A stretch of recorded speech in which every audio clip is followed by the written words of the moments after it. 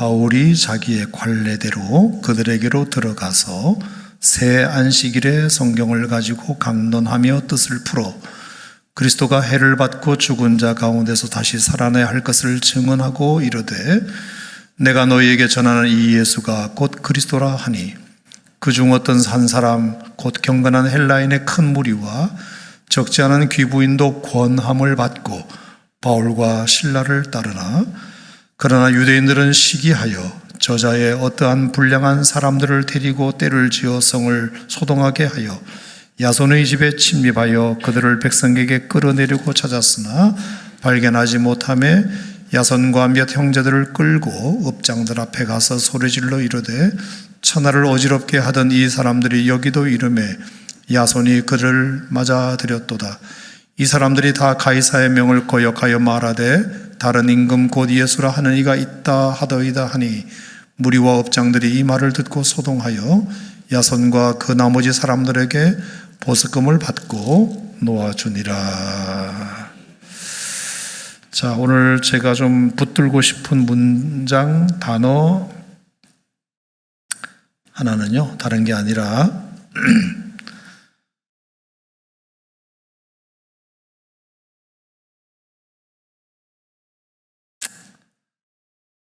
4절 말씀 한번 보실까요? 그 중에 어떤 사람 곧 경건한 헬라인의 큰 무리와 적지 않은 귀부인도 권함을 받고, 따라합시다. 권함을 받고. 자, 우리 인생에 중요한 것 한 가지는 권함을 잘 받는 거라고 생각합니다. 동의하십니까? 권함을 뿌리치면 물론 그 권함이 경험이 많고 나보다 좀 지식이 많고 또 나보다 더 기도 많이 하시는 분이고 나를 정말 또 사랑해 주시는 분이시고 또 지혜가 있는 분이시고 그런 분들의 권함을 의미하는 겁니다. 그런 분들의 권함을 우리가 잘 받으면 내가 미처 생각하지도 못했던 것을 또 네가 미처 깨닫지도 못했던 것, 또 알고는 있으나 용기를 내지 못했던 것에 대하여 그 권함을 잘 받으면 때로는 복잡했던 문제가 해결되기도 하고 더 나은 삶을 살기도 하고 또 실수를 줄일 수도 있고 하지 않아도 되는 실수를 줄일 수 있고 권함을 잘 받는 게 참 중요하다. 우리 이동석 친구도 말했지만 아까 그 경선이라는 친구가 노래하는 순례자에 대한 그 권함이 있었을 때 아무튼 그 권함에 대해서 내가 순종했던 몇 케이스들, 이런 케이스들, 내 인생을 결정적으로 바꾸는 어떤 그 모멘텀에는 중요한 권함이 있었고 그 권함을 내가 받아들였을 때 인생의 진로가 확 바뀌게 되는. 근데 정말로 지식이 많고 지혜가 있고 기도 많이 하시는 분이고 나를 많이 사랑하시는 분이고 나를 정말 위하시는 분이신데 권함을 굳이 뿌리쳤을 때 내가 감당해야 했던 여러 가지 아픔들, 실수들, 실패들 그런 것들이 우리 주변에 많이 있을 수 있다. 그런 생각을 합니다.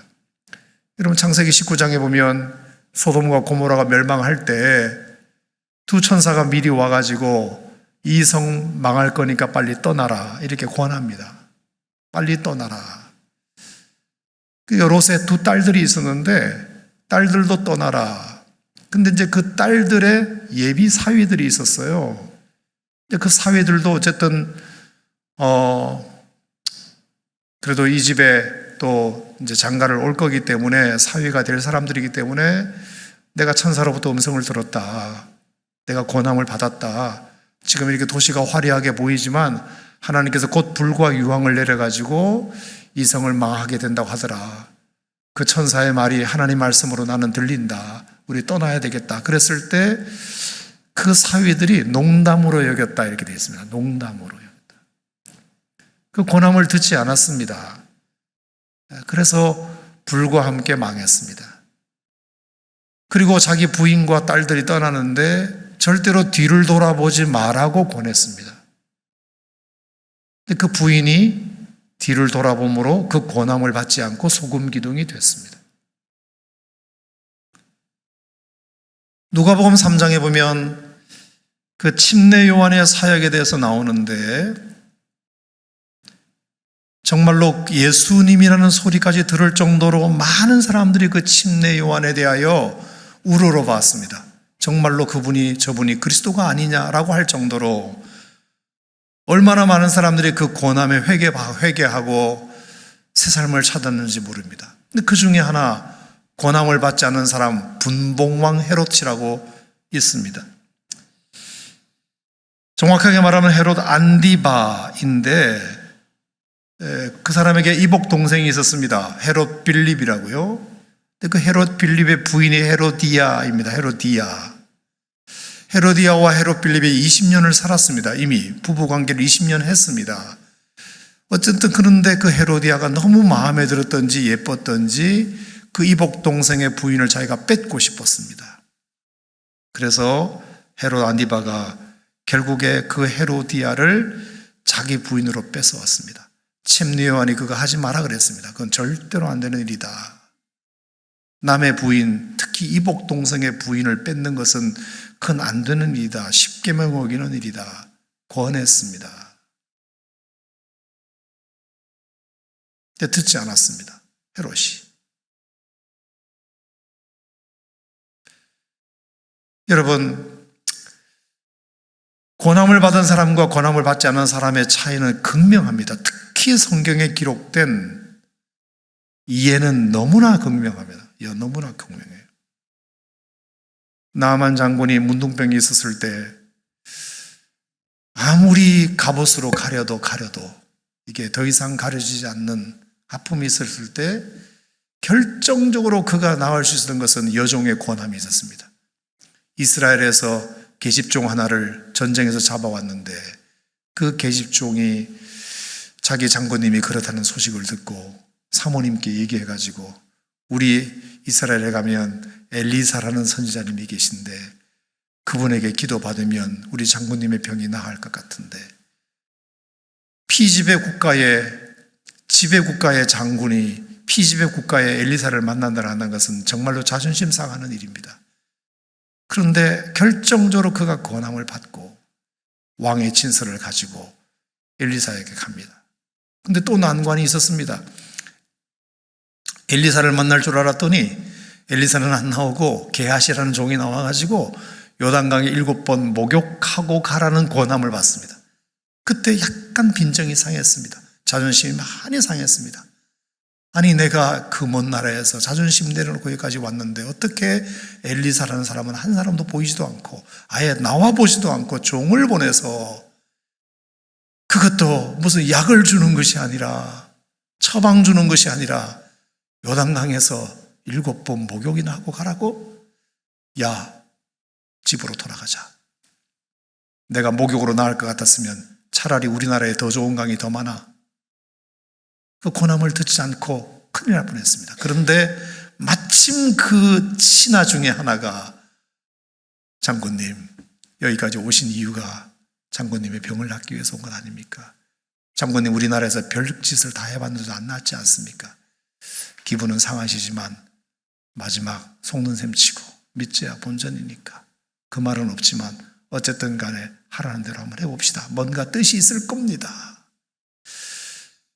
기어이 그 권함을 받고 7번 목욕했을 때 결정적으로 정말 어린아이와 살과 같이 휘어졌던 그걸 여러분이 잘 알고 계십니다. 자, 오늘 결론은 권함을 받는다는 것이 얼마나 중요하냐. 특히 나보다 더 기도 많이 하는 사람, 나를 더 잘하는 사람, 나를 사랑하는 사람, 나보다 더 지혜가 많은 사람, 더 영적인 사람, 그래도 하나님과 많이 통하고 있는 사람의 이야기를 우리가 잘 권함을 받는다는 것은 나의 모자란 지혜를 채우고 내가 덜 실수할 수 있는 비결이고 그리고 문제를 해결하고 나보다 지금보다 더 나은 삶을 사는데 굉장히 중요한 역할을 합니다. 왜냐하면 나의 지혜는 늘 모자랄 때가 많이 있기 때문입니다. 자, 오늘 본문 말씀에 사도행전 17장에 보면 사도 바울이 권했습니다. 권했습니다. 뭐라고 그랬느냐? 그리스도가 해를 받고 죽은 자 가운데서 다시 살아날 것을 증언하고 이르되 내가 너에게 전하는 이 예수가 곧 그리스도다 그러면서 이 예수님을 구주와 주님으로 영접할 것을 권한 것입니다. 그랬을 때 4절에 보니까 어떤 사람 곧 경건한 헬라인의 큰 무리와 적지 않은 귀부인은 권함을 받고 자기들이 유대인이지만 자기들의 조상이 예수를 십자가에 못 박은 것은 알지만 그래도 그 예수가 곧 그리스도라는 사실을 사도 바울이 다시 전했을 때 저들의 전통을 내려놓고 자신의 지식을 내려놓고 자신들의 잘못을 내려놓고 사도 바울의 권함을 받았던 사람들은 데살로니가 교회 성도들이 됩니다. 유럽의 교인들이 됩니다. 자, 그런데 5절부터 나오는 유대인들 보십시오. 그러나 항상 권함을 받지 않는 무리들이 있습니다. 그러나 유대인들은 뭐하여? 시기하여 불량한 사람들 데리고 와서 때를 지어 성을 소동하게 하며 야손의 집에 침입하여 그들을 백성에서 끌어내리고 찾았다. 권함을 받지 아니하고 그렇게 해서 온 성을 소란시키고 요란하게 하고 어지럽게 하는 사람들이 데살로니가에도 있었습니다. 권함을 받지 않는 유대인들, 자, 여러분 보세요. 시기라는 말이 5절에 나오죠. 시기. 불량이라는 단어가 나오죠. 때를 지어라는 단어가 나오죠. 소동이라는 단어가 나오죠. 침입이라는 단어가 나와요. 끌어냈다 이런 단어가 나와요. 6절에 보니까 소리 질렀다는 말이 나와요. 어지럽게 했다는 말이 나와요. 7절에 보니까 거역이라는 말도 나와요. 8절에 보면 또 소동이라는 말이 나와요. 자, 지금까지 나열했던 모든 단어들은 다 좋은 뉘앙스예요? 나쁜 뉘앙스예요? 다 안 좋은 일에 쓰이는 단어들이에요. 소동했다, 시기했다, 불량하다, 동원했다, 침입했다, 끌어내렸다, 소리 질렀다. 권함을 받지 않은 사람들의 결과물이 이렇게 되는 겁니다. 복음의 권함, 영적인 권함, 신앙적인 권함을 받지 않으면 여러분 주변 사람들을 보세요. 다들 그들의 가는 태도와 그들의 삶이 어떻게 되는지 보세요. 대부분 다 시기, 불량, 동원, 소동, 침입, 끌어내림, 소리 지름. 좋은 권함은 받기를 주의 이름으로 축원합니다. 그렇지 않으면 이렇게 됩니다. 자기들이 얼마나 잘못 가는지도 모릅니다. 내가 지금 얼마나 잘못 가고 있는지도 몰라요. 그것이 똑똑한 줄 알아요. 그것이 잘하는 것인 줄 알아요. 그런데 우리가 단어만 봐도 다들 나쁜 단어예요. 시기했다, 불량, 동원, 소동, 침입, 끌어내림, 소리 지름. 근데 권함을 받았던 데살로니가 교회 성도들은 어떤 일이 있었다? 경건한 헬라인의 큰 무리와 적지 않은 귀부인도 권함을 받고 바울과 실라를 잘 따랐던 사람들, 데살로니가 교회 성도들의 모습은 어땠는지 마지막으로 보고 마치겠습니다. 자, 데살로니가 1장 가겠습니다. 데살로니가 전서 1장. 자, 그렇게 해서 데살로니가 교회가 탄생하게 되는데요. 데살로니가 전서를 쓰면서 사도 바울은 이런 얘기를 합니다. 권함을 받았던 그 데살로니가 교회 성도들을 기억하면서 이렇게 칭찬해요. 자, 다 같이 데살로니가 전서 1장 2절 같이 읽겠습니다. 2절, 3절, 4절 시작. 우리가 너희 모두로 말미암아 항상 하나님께 감사하며 기도할 때에 너희를 기억함은 너희의 믿음의 역사와 사랑의 수고와 우리 주 예수 그리스도에 대한 소망의 인내를 우리 하나님 아버지 앞에서 끊임없이 기억함이니 하나님의 사랑하심을 받은 형제들아 너희를 택하심을 아노라. 따라합시다. 믿음의 역사, 사랑의 수고, 소망의 인내. 자, 어떤 단어들이 다 좋은 단어들이죠. 믿음, 소망, 사랑 이 세 가지는 항상 있어야 되는 단어라고 말했잖아요. 그리고 역사, 수고, 인내. 자, 고난을 받았던 데살로니가 교회 성도들에게 해당되는 단어들은 어떤 단어였나요? 믿음, 소망, 사랑, 역사, 수고, 인내. 고난을 받지 않았던 유대인들은 뭐였나요? 소동, 소리 지르고 시기하고 불량하고 침입하고 끌어내리고. 그 고난을 받고 안 받고의 차이가 이렇게 삶의 결과물을 다르게 만들어내는구나. 지금까지 여러분이 살았던 삶의 궤적을 한번 잠깐 돌아보세요. 내가 성공하고 실패했을 때, 내가 신앙적으로 충만했을 때, 아니면 내가 나락으로 떨어졌을 때, 가만히 생각해보면 기억하든 못하든 분명히 어떤 고난이 있었을 것이고, 형제, 김집사, 그러면 안 돼. 하나님이 싫어하시는 거야. 믿는 사람이 그러면 안 되는 거야.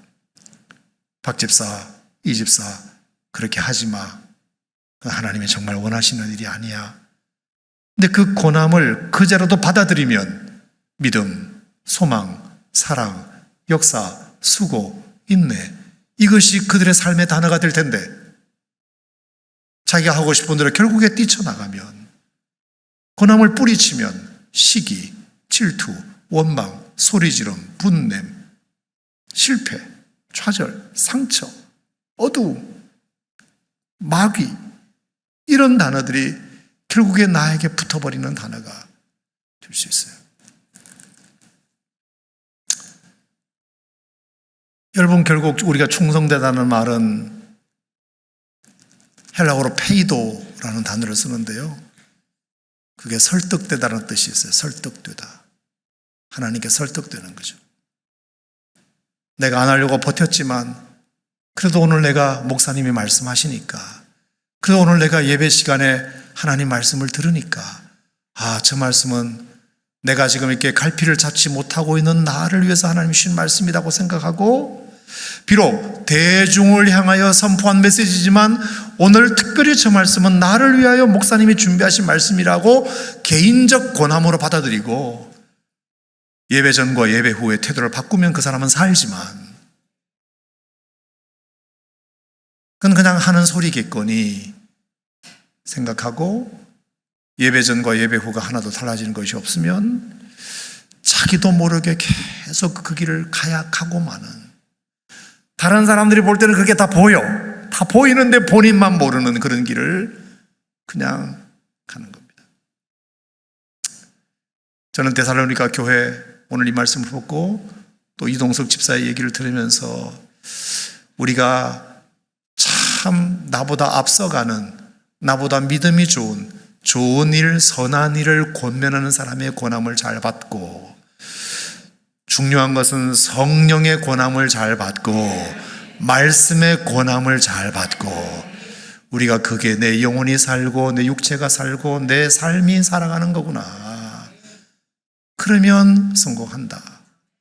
내 판단은 흐릴 수 있고 내 지식은 한계가 있을 수 있지만, 그때 결정적으로 누구와 탁 권면을 했을 때 그게 하나님의 뜻이겠다. 그 권함을 받고 우리가 그것에 반응하고 아멘하고 순종하면 믿음, 역사, 사랑, 수고, 소망, 인내, 그리고 바울이 그 데살로니가를 생각할 때마다 날마다 감사하고 너희를 기억하고 싶다 그러잖아요.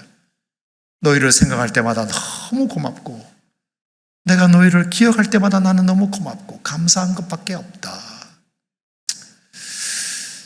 고난을 잘 받자. 고난을 잘 받자. 우리가 하나님의 고난을 잘 받고 말씀의 고난을 잘 받고 성령의 음성에 민감하고 눈을 열어 늘 주의 역사를 바라보고 귀를 열어 늘 주의 음성에 민감하고, 여러분, 그것이 우리가 이 시대에 살 길인 줄 믿고 우리 모두 남은 인생을 하나님의 말씀의 권함을 잘 받고, 여러분의 삶에 따르는 모든 단어들이 시기, 질투, 분쟁, 실패, 이것이 여러분의 삶을 따르는 단어가 아니라 믿음, 사랑, 소망, 역사, 인내, 수고, 이런 귀한 단어들이 여러분의 삶에 덕지덕지 따라오는 삶이 되기를 주의 이름으로 축복합니다.